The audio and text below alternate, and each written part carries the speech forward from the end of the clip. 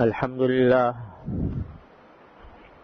لله نحمده ونستعينه ونستغفره ونؤمن به ونتوكل عليه ونعوذ بالله من شرور أنفسنا ومن سيئات أعمالنا من يهده الله فلا مضل له ومن يضلله فلا هادي له وأشهد أن لا إله إلا الله وحده لا شريك له وأشهد أن سيدنا وسندنا ونبينا ومولانا محمدا عبده ورسوله صلى الله تعالى عليه وعلى آله وأصحابه وبارك وسلم تسليما كثيرا أما بعد فأعوذ بالله من الشيطان الرجيم بسم الله الرحمن الرحيم ألم نشرح لك صدرك ووضعنا عنك وزرك الذي أنقض ظهرك ورفعنا لك ذكرك فإن مع العسر يسرا إن مع العسر يسرا فإذا فرغت فانصب وإلى ربك فارغب آمنت بالله صدق الله مولانا العظيم وصدق رسوله النبي الكريم ونحن على ذلك من الشاهدين والشاكرين والحمد للہ رب العالمین۔ بزرگان محترم اور برادران عزیز، یہ سورہ علم نشرح ہے جس کی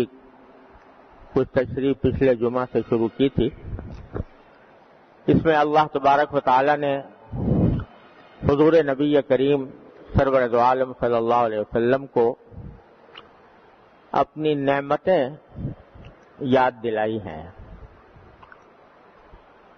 اور سب سے پہلے تو یہ فرمایا کہ علم نشرح لک صدرک، کیا ہم نے آپ کی خاطر آپ کے سینے کو کھول نہیں دیا؟ سینے کے کھولنے سے کیا مراد ہے یہ پچھلے جمعہ میں تفصیل کے ساتھ عرض کر چکا ہوں۔ پھر آگے فرمایا کہ وَوَضَعْنَا عَنْكَ وِزْرَكَ الَّذِي أَنْقَضَ ظَهْرَكَ، اور ہم نے آپ سے آپ کا وہ بوجھ اتار دیا جس نے آپ کی کمر توڑ رکھی تھی۔ کمر توڑنا یہ ایک محاورہ ہے، یعنی کوئی آدمی کو کوئی فکر ہو، کوئی تشویش ہو، کوئی بوجھ انسان کے اوپر پڑا ہوا ہو اور شدت کے ساتھ پڑا ہوا ہو، تو محاورے میں کہا جاتا ہے کہ اس غم نے، اس تشویش نے، اس فکر نے میری کمر توڑ دی۔ تو وہ کون سا بوجھ تھا جسے نبی کریم سرور دو عالم صلی اللہ علیہ وسلم کے بارے میں فرمایا گیا کہ تمہاری کمر توڑ رکھی ہے؟ تو اس کی بہت سارے سرکار دو عالم صلی اللہ علیہ وسلم کے اوپر افکار تھے، بہت سے مسائل تھے، لیکن سب سے اہم اور سب سے زیادہ حضور اقدس صلی اللہ علیہ وسلم کے لیے بوجھ کی جو بات تھی وہ نبوت کی ذمہ داریوں کا بوجھ تھا، اور اس امت کی نجات، امت کو نجات دلانے کی کوششوں کا بوجھ تھا کہ جس ماحول کے اندر آپ دنیا میں تشریف لائے اور جس طرح آپ پر یہ ذمہ داری ڈالی گئی کہ وہ پوری دنیا جو کفر اور ضلالت میں ڈوبی ہوئی تھی اس کو ہدایت کے راستے پر لائیں اور اس کو جہنم سے نجات دلوائیں۔ اتنی بڑی ذمہ داری جو اس سے پہلے کسی پیغمبر پر نہیں آئی، اس لیے کہ نبی کریم صلی اللہ علیہ وسلم کی تشریف آوری سے پہلے جو پیغمبر آتے تھے ان میں سے ہر پیغمبر اپنی قوم کے اندر مبعوث ہوتا تھا۔ مثلا حضرت صالح علیہ السلام قوم سمود کے اندر مبعوث ہوئے تھے، اور انہی کی حد تک آپ کو دعوت دینی تھی۔ حضرت ہود علیہ السلام قوم عاد کی طرف مبعوث ہوئے تھے، قوم عاد ہی کی حد تک آپ کو دعوت دینی تھی، اور دوسری قوموں کی طرف دعوت دینے کا آپ کو ان لوگوں کے اوپر بوجھ نہیں ڈالا گیا تھا۔ حضرت موسیٰ علیہ السلام، حضرت عیسیٰ علیہ السلام یہ بنی اسرائیل کی طرف مبعوث ہوئے تھے، بنو اسرائیل کی حد تک ان کی دعوت محدود تھی، لیکن حضور اقدس صلی اللہ علیہ وسلم کو اللہ تبارک و تعالی نے خاتم النبیین بنایا، آخری پیغمبر، اور آپ کی دعوت صرف قریش کی حد تک یا عرب کی حد تک نہیں تھی، پوری دنیا کے لیے تھی، اور پوری دنیا کے لیے بھی دنیا کے آخری دن تک، قیامت تک آپ کی نبوت کا سلسلہ اور آپ کی دعوت کا سلسلہ جاری رہنا تھا۔ تو آپ کی دعوت پوری دنیا کے لیے تھی، تمام دنیا کے لیے تھی، کسی خاص قوم کے ساتھ مخصوص نہیں تھی۔ چنانچہ قرآن کریم میں فرمایا وَمَا أَرْسَلْنَاكَ إِلَّا كَافَّةً لِلنَّاسِ بَشِيرًا وَنَذِيرًا، ہم نے آپ کو بشیر اور نذیر بنا کر بھیجا ہے۔ بشیر کا معنی خوشخبری دینے والا جنت کی، اور نذیر کا معنی خبردار کرنے والا دوزخ کے عذاب سے، یہ بنا کر بھیجا کافۃ للناس، تمام انسانیت کے لیے۔ تو یہ ذمہ داری کہ پوری انسانیت کو، پوری دنیا کو اسلام کی دعوت دینی ہے اور ان کو جہنم کی آگ سے بچانا ہے، یہ ذمہ داری کا بوجھ سب سے بڑا بوجھ تھا جو نبی کریم سرور دو عالم صلی اللہ علیہ وسلم کے اوپر ڈالا گیا تھا۔ اور ظاہر ہے کہ اس کا بوجھ اتنا تھا کہ شروع میں جب آپ پر وحی نازل ہوئی تو آپ کو جاڑا چڑھ گیا تھا، لیکن پھر اللہ تبارک و تعالی نے اس بوجھ کو اٹھانے کی نہ صرف یہ کہ صلاحیت عطا فرمائی، اس کی قوت عطا فرمائی، اور اللہ تبارک و تعالی نے وہ صلاحیتیں اللہ تبارک و تعالی آپ کو عطا فرمائی کہ جن کے نتیجے میں یہ بوجھ آپ کے لیے آسان ہو گیا۔ تو وَوَضَعْنَا عَنْكَ وِزْرَكَ، ہم نے آپ کا وہ بوجھ اتار دیا جس نے آپ کی کمر توڑ رکھی تھی۔ یعنی اللہ تبارک و تعالی نے پھر اپنے خاص فضل و کرم سے طبیعت پر سکینت نازل فرمائی، اور وہ طریقے اللہ تبارک و تعالی نے سجھائے کہ جس کے ذریعے دعوت کا یہ کام آپ کے لیے آسان ہو جائے۔ پھر رفتہ رفتہ آپ کے آوان و انصار بھی پیدا فرمائے، مددگار بھی پیدا فرمائے، حضرات صحابہ کرام رضی اللہ تعالیٰ عنہم اجمعین، ایسے جانثار ساتھی آپ کو عطا فرمائے کہ ایسے جانثار ساتھی روئے زمین پر کسی اور کو نصیب نہیں ہوئے، ایسے صحابہ کرام رضی اللہ تعالیٰ عنہم اجمعین آپ کو عطا فرمائے۔ تو اس طرح آپ نے، اللہ تبارک و تعالیٰ نے وہ بوجھ سرکار دو عالم صلی اللہ علیہ وسلم کا ہلکا کر دیا، وہ بوجھ اتار دیا۔ پھر فرمایا کہ وَوَضَعْنَا عَنْكَ وِزْرَكَ الَّذِي أَنقَضَ ظَهْرَكَ فَإِنَّ مَعَ الْعُسْرِ يُسْرًا إِنَّ مَعَ الْعُسْرِ يُسْرًا۔ تو اب یہ بات سمجھ لو کہ تنگی کے ساتھ، مشکل کے ساتھ آسانی بھی ہوتی ہے۔ یہ بات 2 مرتبہ ارشاد فرمائی اللہ تعالیٰ نے، فَإِنَّ مَعَ الْعُسْرِ يُسْرًا، کہ ہر مشکل کے ساتھ ایک آسانی ہوتی ہے، ہر مشکل کے ساتھ ایک آسانی ہوتی ہے۔ یہ اللہ تبارک و تعالیٰ نے زور دے کر 2 مرتبہ یہ بات ارشاد فرمائی۔ اس میں دیکھنے کی بات یہ ہے کہ لفظ یہ استعمال فرمایا کہ مشکل کے ساتھ آسانی، ساتھ کے معنی 2 ہوتے ہیں۔ ایک تو یہ کہ جس وقت مشکل آ رہی ہے اسی وقت آسانی بھی ہے، اور محاورے میں بعض اوقات یہ بھی کہا جاتا ہے کہ مشکل کے بعد اگر آسانی آ جائے تو بھائی مشکل کے ساتھ ہی آسانی بھی آ گئی۔ دونوں باتیں یہاں پر مقصود ہیں۔ ایک تو جس وقت مشکل آ رہی ہوتی ہے، کوئی پریشانی، کوئی صدمہ، کوئی غم انسان کے اوپر طاری ہوتا ہے، تو اللہ تبارک و تعالیٰ کی طرف سے عین اس صدمے کے وقت میں بھی اور عین اس غم اور پریشانی کے وقت میں بھی بہت سی باتیں ایسی ہوتی ہیں کہ اگر انسان ان پر غور کرے تو وہ آسانی کا سبب بن جاتی ہیں، اس مشکل کو آسان کر دیتی ہیں۔ مگر ہم چونکہ بے صبرے واقع ہوئے ہیں، اس واسطے اگر ذرا بھی کوئی تکلیف آ جاتی ہے تو انسان اس تکلیف کو لے بیٹھتا ہے اور اس تکلیف کے ساتھ ہی اللہ تبارک و تعالیٰ کی جو بے شمار نعمتیں ہیں ان کو بھول جاتا ہے۔ تو اس کا نتیجہ یہ ہے کہ اس چھوٹی سی تکلیف کے اوپر آدمی شکوہ کرنے لگتا ہے، اس چھوٹی سی تکلیف کو لے بیٹھتا ہے، اس کو اپنے لیے پریشانی کا سبب بنا دیتا ہے، نعمتوں کو بھول جاتا ہے۔ مثال اس کی یہ ہے، ایک ادنا سی مثال، کہ مثلا بیماری آئی، کوئی بیماری، اور اس بیماری کے اندر تکلیف ہے، کوئی درد ہے، کوئی پریشانی ہے، بخار چڑھ گیا ہے یا کوئی اور بیماری لاحق ہو گئی ہے، تو بے شک یہ تکلیف تو ہے، مشکل تو ہے، لیکن اگر انسان غور کرے تو ہر انسان کو اس مصیبت میں، اس تکلیف میں بے شمار نعمتیں بھی میسر ہوتی ہیں۔ مثلا بخار چڑھا ہوا ہے، اب آدمی تو اسی بخار کو لے کے بیٹھ گیا کہ مجھے بخار چڑھ گیا، لیکن اگر دیکھے تو جسم کے سارے اعضاء ٹھیک ٹھیک کام کر رہے ہیں، آنکھیں صحیح طریقے سے دیکھ رہی ہیں، کان صحیح طریقے سے سن رہے ہیں، زبان سے کے اندر بولنے کی طاقت موجود ہے، تو اس خاص بیماری کے ساتھ ہی اللہ تبارک و تعالیٰ نے بے شمار نعمتیں بھی دے رکھی ہیں۔ آدمی اگر یہ تصور کرے کہ بخار بھی ہے، بخار ہے، لیکن اگر بخار کے ساتھ مجھے بینائی کی طاقت نہ ہوتی، مجھے بولنے کی طاقت نہ ہوتی،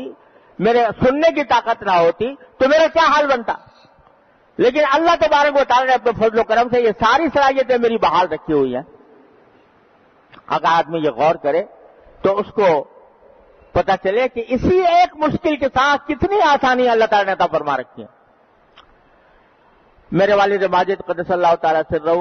کے استاد تھے حضرت مولانا سید اصغر حسین صاحب رحمۃ اللہ علیہ، حضرت میاں صاحب کے نام سے مشہور تھے، بڑے ولی اللہ بزرگ تھے۔ ایک مرتبہ وہ بیمار ہو گئے، بخار بہت شدید تھا، میرے والد رحمۃ اللہ علیہ ان کی عیادت کے لیے تشریف لے گئے، تو جا کر پوچھا کہ حضرت کیسے مزاج ہے؟ بخار میں جل رہے تھے حضرت اس وقت، تو پوچھا حضرت کیسے مزاج ہے؟ تو فرمایا بھائی اللہ تعالیٰ کا شکر ہے میری آنکھیں ٹھیک کام کر رہی ہیں، اللہ تعالیٰ کا شکر ہے میرے کان ٹھیک کام کر رہے ہیں، اللہ تعالیٰ کا شکر ہے میری زبان ٹھیک کام کر رہی ہے، اللہ تعالیٰ کا شکر ہے کہ میرا دل صحیح کام کر رہا ہے، اللہ تعالیٰ کا شکر ہے جگر ٹھیک محفوظ ہے۔ البتہ بخار ہو گیا، دعا کرو اللہ تعالیٰ وہ بھی دور فرما دیا۔ یہ ہے ایک مومن کی بات کہ پہلے جتنی نعمتیں تھیں ان کا استحضار کیا، ان کے اوپر توجہ دی، ان پر اللہ تعالیٰ کا شکر ادا کیا، اور پھر ساتھ میں اس کے بعد تکلیف کا ذکر کیا۔ بے شک یہ تکلیف ہے، دعا کرو کہ اللہ تعالیٰ وہ بھی ظاہر فرما دے۔ یہ ان مع العسر یسرا، کہ اس تنگی کے ساتھ، مشکل کے ساتھ آدمی تصور کرے تو اللہ تعالیٰ کی طرف سے آسانی کے کتنے اسباب۔ پھر یہ دیکھو کہ اگر کوئی شخص بیمار ہو جائے اور تیماردار کوئی نہ ہو، پیسے اتنے نہ ہو کہ علاج کرا سکے، کوئی ہمدردی کا کلمہ کہنے والا موجود نہ ہو، تو کتنی وہ بیماری شدید ہو جائے۔ لیکن اگر بیماری ہے لیکن ہمدرد تیماردار بھی موجود ہے، ہمدرد معالج موجود ہے، ڈاکٹر یا طبیب موجود ہے جو علاج کرنے، دوا موجود ہے کہ وہ کھا رہا ہے، تو اس تنگی کی حالت میں بھی اللہ تعالیٰ نے کتنے اسباب آسانی کے پیدا فرما رکھے ہیں۔ یہ میں نے ایک چھوٹی سی مثال دی ہے، دنیا کی ہر تکلیف میں اگر دیکھا جائے تو اللہ تبارک و تعالیٰ کی طرف سے ساتھ ہی ساتھ بہت ساری نعمتیں بھی موجود ہوتی ہیں۔ پھر ایک بات اور کہ مومن کے لیے یہ تصور کہ جو کچھ تکلیف مجھے پہنچ رہی ہے وہ اللہ تبارک و تعالیٰ کی حکمت اور مشیت سے پہنچ رہی ہے، اور اس تکلیف کے نتیجے میں میرے گناہ معاف ہو رہے ہیں، میرے درجے بلند ہو رہے ہیں۔ کیونکہ حدیث میں رسول اللہ صلی اللہ علیہ وسلم نے فرمایا کہ اگر کسی بندے کو کانٹا بھی چبھ جائے تو اللہ تعالیٰ اس کی مغفرت کا ذریعہ بناتے ہیں، اس کے درجات کی بلندی کا ذریعہ بناتے ہیں. یہاں تک کہ فرمایا حتی الہم یہمہ، یعنی یہاں تک کہ اگر کوئی کسی کو پریشانی لاحق ہو گئی ہے، کوئی ذہنی پریشانی لاحق ہو گئی ہے، اس پر بھی اللہ تبارک و تعالیٰ کی طرف سے اجر ملتا ہے. تو عین تکلیف کے وقت میں بھی، عین مشکل کے وقت میں بھی اللہ تبارک و تعالیٰ نے اس مشکل کو ایک مومن کے لیے اس طرح آسان کر دیا ہے کہ بھئی یہ تو مشکل جو کچھ بھی آ رہی ہے تقدیر کا حصہ ہے، لیکن اللہ تبارک و تعالیٰ نے اس مشکل کے نتیجے میں مجھے گناہوں کی مغفرت عطا فرمائی ہے، میرے درجات بلند فرمائے ہیں، مجھے اجر و ثواب مل رہا ہے. یہ تصور اس مشکل اور پریشانی کو ہلکا کر دیتا ہے. تو ان مع العسر یسرا، ہر تنگی کے ساتھ ہی ساتھ، آگے پیچھے نہیں، ساتھ ہی ساتھ آسانی بھی ہے. اور یہ آسانی میں نے عرض کیا دو طرح ہے کہ ایک تو بہت ساری نعمتیں جو موجود ہیں اس کا آدمی تصور کرے تو تکلیف کی شدت میں کمی کا احساس ہوتا ہے، اور دوسری طرف اس تکلیف پر اللہ تبارک و تعالیٰ کی طرف سے جو اجر و ثواب ہے، جو گناہوں کی مغفرت ہو رہی ہے، اس کا اگر تصور کرے تو ایک مومن کے لیے وہ تکلیف ہلکی ہو جاتی ہے، اور اس طرح عسر کے ساتھ یعنی مشکل کے ساتھ آسانی بھی ہوتی ہے.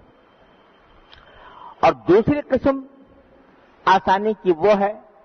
جو مشکل کے بعد آتی ہے، مشکل کے بعد آتی ہے. یعنی یہ اللہ تبارک و تعالیٰ کی سنت ہے کہ اگر کسی شخص پر کوئی غم پڑے گا، کوئی تکلیف آئے گی، تو یہاں تکلیف کبھی دائمی نہیں ہوتی، غم دائمی نہیں ہوتا، نہ خوشی دائمی ہے نہ غم دائمی ہے. ہر تکلیف کے بعد پھر کوئی نہ کوئی راحت اور کوئی نہ کوئی آسانی میسر آ جاتی ہے. کبھی اس کے آنا جلدی آ جاتی ہے، کبھی آنے میں کچھ وقت لگتا ہے، لیکن آتی ضرور ہے. بیماری آتی ہے تو پھر صحت بھی آ جاتی ہے. الا یہ کہ انسان کا وقت ہی ختم ہو گیا ہو تو دنیا ہی سے رخصت ہو جاتا ہے، لیکن اگر زندگی ہے تو بیماری کے بعد صحت بھی آتی ہے. اگر کوئی تنگی ہے، روزگار میں تنگی ہے، کچھ عرصے رہے گی، پھر اللہ تبارک و تعالیٰ اس کو کشادگی سے تبدیل فرما دیں گے. کوئی اور صدمہ پیش آیا ہے، وہ صدمہ کچھ دن رہے گا، اس کے بعد انسان بھول ہی جائے گا اور اس کو وہ تنگی اور آسانی پھر پیدا ہو جائے گی. تو ان مع العسر یسرا، آدمی کو یہ سمجھنا چاہیے کہ جب کبھی کوئی تکلیف آ رہی ہے تو یہ تکلیف دائمی نہیں ہوگی. ہاں دائمی تکلیف تو اللہ بچائے آخرت میں ہے. اگر اللہ تعالیٰ کی کا کوئی بندہ نافرمان ہے یا کافر ہے تو پھر وہ جو تکلیف ہے وہ کبھی ختم ہونے والی نہیں ہے. دنیا کی جو تکلیف ہے وہ کسی نہ کسی دن ختم ہوگی اور اس کے بدلے میں یسر اور آسانی حاصل ہوگی. تو نبی کریم سرور دو عالم صلی اللہ علیہ وسلم کو یہ واقعات یاد دلا کر کہ ہم نے آپ کا سینہ کھولا، آپ کے اوپر جو بوجھ پڑا ہوا تھا وہ ہم نے ہلکا کر دیا، اور بیچ میں بھول گیا ورفعنا لک ذکرک کہ ہم نے آپ کے تذکرے کو بلند مقام عطا فرمایا. یہ ساری کی ساری باتیں جو ہیں یہ اس بات کی دلیل ہے کہ تنگی کے ساتھ آسانی ہوتی ہے. یہ جو فرمایا کہ ورفعنا لک ذکرک، ہم نے آپ کے ذکر کو بلند مقام عطا فرمایا. کیا بلند مقام عطا فرمایا؟ ایک روایت میں آتا ہے کہ نبی کریم صلی اللہ علیہ وسلم نے حضرت جبریل امین علیہ السلام سے پوچھا کہ یہ جو اللہ تعالیٰ نے فرمایا کہ تمہارے تذکرے کو ہم نے بلند مقام عطا فرمایا ہے، اس کا کیا مطلب ہے؟ تو حضرت جبریل امین علیہ السلام نے جواب میں فرمایا کہ اللہ تعالیٰ نے آپ کے ذکر کو اپنے ذکر کے ساتھ ملا دیا ہے. جہاں لا الہ الا اللہ کہا جاتا ہے وہاں محمد الرسول اللہ بھی کہا جاتا ہے. جہاں اشہد ان لا الہ الا اللہ کی صدا اذان میں بلند کی جاتی ہے وہاں اشہد ان محمد رسول اللہ کی بھی بلند کی جاتی ہے. جہاں اطیع اللہ کہا جاتا ہے کہ اللہ کی اطاعت کرو وہاں اطیع الرسول بھی کہا جاتا ہے کہ رسول اللہ صلی اللہ علیہ وسلم کی اطاعت کرو. اور یہ نظارہ اس کائنات میں کسی اور شخص کو نصیب نہیں ہوا ہوگا کہ یہ پوری دنیا جو ہے نا، دنیا کا جو پورا کائنات، دنیا کی جو کرہ ہے، کوئی لمحہ ایسا نہیں ہے کہ جہاں دنیا کے کسی نہ کسی حصے میں سرکار دو عالم صلی اللہ علیہ وسلم کا نام نامی نہ لیا جا رہا ہو، کیونکہ ہر وقت کوئی دنیا میں کہیں نہ کہیں کوئی نہ کوئی نماز کا وقت شروع ہو رہا ہوتا ہے، اور اس نماز کے وقت میں اذان کی صدائیں بلند ہو رہی ہوتی ہیں، اور اشہد ان محمد رسول اللہ کہا جا رہا ہوتا ہے۔ یہ شرف اس کائنات میں سوائے نبی کریم سرور دو عالم صلی اللہ علیہ وسلم کے کسی کو نصیب نہیں ہوا کہ آپ کا نام نامی ہر لمحے اس کائنات میں لیا جا رہا ہے۔ اور سچی بات تو یہ ہے کہ اسی نام نامی کی برکت سے یہ دنیا قائم ہے۔ جس دن یہ نام نامی اللہ بچائے اس کا لینے والا کوئی نہیں رہے گا، قیامت آ جائے گی۔ تو اللہ تبارک و تعالیٰ نے یہ شرف صرف نبی کریم صلی اللہ علیہ وسلم کو عطا فرمایا، اور اقبال نے اسی کو کہا ہے کہ دست میں موج کی آغوش میں طوفان میں ہے، چین کے شہر مراکش کے بیابان میں ہے۔ اور اللہ تبارک و تعالیٰ نے جو آپ کو مرتبہ عطا فرمایا تو فرمایا کہ آسمان کی نگاہیں یہ نظارہ ابد تک دیکھیں گی، قیامت تک۔ رفعت شان رفعنا لک ذکرک دیکھیں، اللہ تبارک و تعالیٰ نے جو بلند مقام عطا فرمایا اس کا نظارہ ساری کائنات میں کرایا جا رہا ہے۔ تو یہ انعام اللہ تبارک و تعالیٰ نے عطا فرمایا کہ دیکھو، ایک طرف آپ کے اوپر وہ بوجھ تھا جس نے آپ کی کمر توڑ رکھی تھی، لیکن پھر اللہ تبارک و تعالیٰ نے یہ آسانی عطا فرمائی کہ آپ کے کام بھی آسان کر دیے، اور آپ کے تذکرے کو وہ مقام بخشا جو کائنات میں کسی کو بھی نصیب نہیں ہوا۔ فَإِنَّ مَعَ الْعُسْرِ يُسْرًا، اور پھر دوبارہ کہا إِنَّ مَعَ الْعُسْرِ يُسْرًا، کہ ایک مرتبہ نہیں 2 مرتبہ کہا کہ تنگی کے بعد آسانی آتی ہے۔ اور اس میں عربی زبان کا ایک قاعدہ ہے جس کے مطلب یہ نکلتا ہے کہ ایک ہی چیز اگر 2 مرتبہ ذکر کی جا رہی ہے تو ایک چیز الف لام کے ذریعے ذکر کی جاتی ہے، ایک بغیر الف لام کے، تو جو الف لام کے ساتھ ذکر کی جاتی ہے وہ تو ایک ہی ہوتی ہے،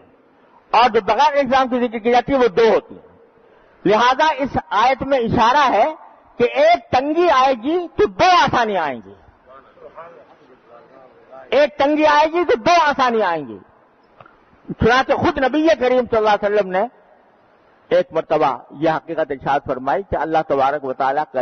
یہ کرم دیکھو کہ ایک تنگی کے ساتھ 2 آسانیاں تھیں۔ 2 آسانیاں، ایک یہ کہ بعض اوقات دنیا ہی کے اندر ایک تنگی کی وجہ 2 آسانیاں مل جاتی ہیں، اور اگر دوسرے لحاظ سے دیکھیں تو ایک آسانی دنیا کے اندر اور ایک آسانی آخرت کے اندر، کہ اس مشکل اور پریشانی کے نتیجے میں اللہ تبارک و تعالیٰ دنیا میں بھی آسانی پھر عطا فرماتے ہیں اور پھر آخرت کے اندر بھی عطا فرماتے ہیں۔ یہ بات ہر مومن کو ہر پریشانی کے وقت میں ذہن نشین رکھنی چاہیے کہ ان مع العسر یسرا، تنگی کے بعد 2 آسانیاں انشاءاللہ آئیں گی اور ضرور آئیں گی۔ اللہ تبارک و تعالیٰ اپنے فضل و کرم سے اس حقیقت کو ہمیں سمجھنے کی توفیق عطا فرمائے اور اس کا شکر ادا کرنے کی توفیق عطا فرمائے۔ اب وقت ختم ہو گیا ہے، باقی تفصیل انشاءاللہ اللہ نے زندگی دی تو عید الاضحیٰ کے بعد عرض کروں گا۔ وآخر دعوانا الحمدللہ رب العالمین۔